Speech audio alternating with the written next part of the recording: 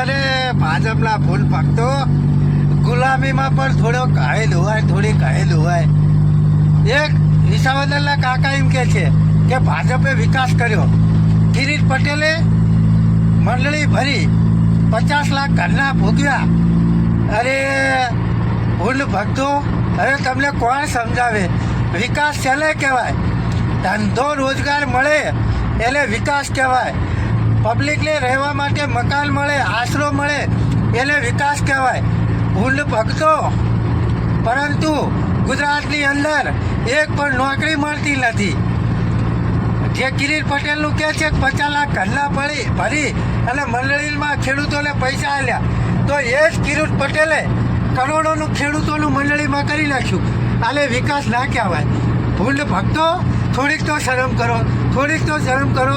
કે પછી ભાજપવાળા તમને 50-100 રૂપિયા 500 રૂપિયા આલી અને આવું ખાલી જુઠ્ઠાણું ફેલાવવા માટે તમને આગળ કરે છે કે શું? ફૂલ ભક્તો, થોડીક શરમ કરો. તમારી આવનારી પેઢી એમ કહે છે કે અમારા ગઈડિયાએ ગુલામી કરી લે, એના માટે અમારે આવા દિવસો જોવા પડે છે. આવનારી પેઢી માટે તો થોડુંક વિચાર કરો. તમારા 60 વર્ષ થયા તો તમે જીવશો તો 30 વર્ષ, એથી વધારે તમે નથી જીવવાના. પણ તમારા છોકરાના ભવિષ્ય માટે થોડુંક તો વિચાર કરો.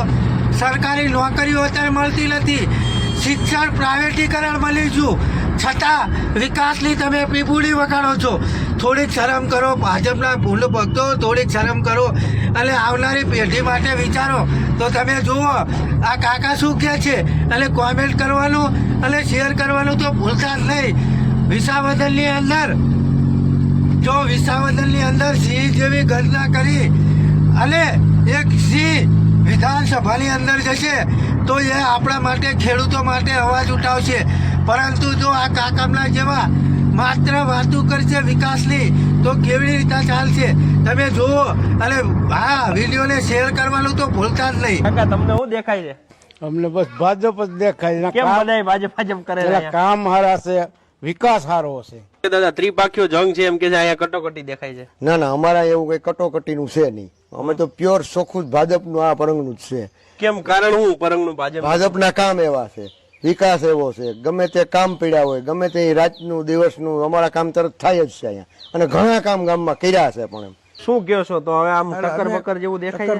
અમને ટક્કર દેખાતી નથી. અમે તો આને ચોખ્ખા દેખીએ કે આવી જાય. ગોપાલભાઈ ઇટાલિયા હમણાં મારું કિરીટભાઈ તો પહેલેથી અહીં માંદણા મારે ને અમારા પગ પકડે એ કે નહીં, તમે દુખી હોય તો અમને કયો. આ બધા તો તાજા છે. કોક દી આણંદપુરમાં તો આવવું જોઈએ ને કોક. આ કિરીટભાઈ અહીંયા ધુવાડો ધૂપે તો અહીં આવે. પછી આ ગોપાલભાઈ ઇટાલિયા તમે કાલે સાંભળ્યું કે આવ્યા હે અહીંયા કોક આવવા. આ તો હારે તોય આવે, કોઈ નુકસાન હોય તો આવે ને સારું હોય તો કિરીટભાઈ ઉભા આવે. કિરીટભાઈ કરી શકે. કિરીટભાઈ ભગવાન છે. ગમે એવું કામ, જો આજે સહકારી મંડળીઓ પાક ધિરાણ એના પૈસામાંથી 50-50 લાખ લઈને ભરીને ખેડૂતને ઉગાડી નાખે. આવું કામ એને બતાવ્યું. બોલો, કાંઈ કોઈ પૈસાનું નવાદનું કરી દે.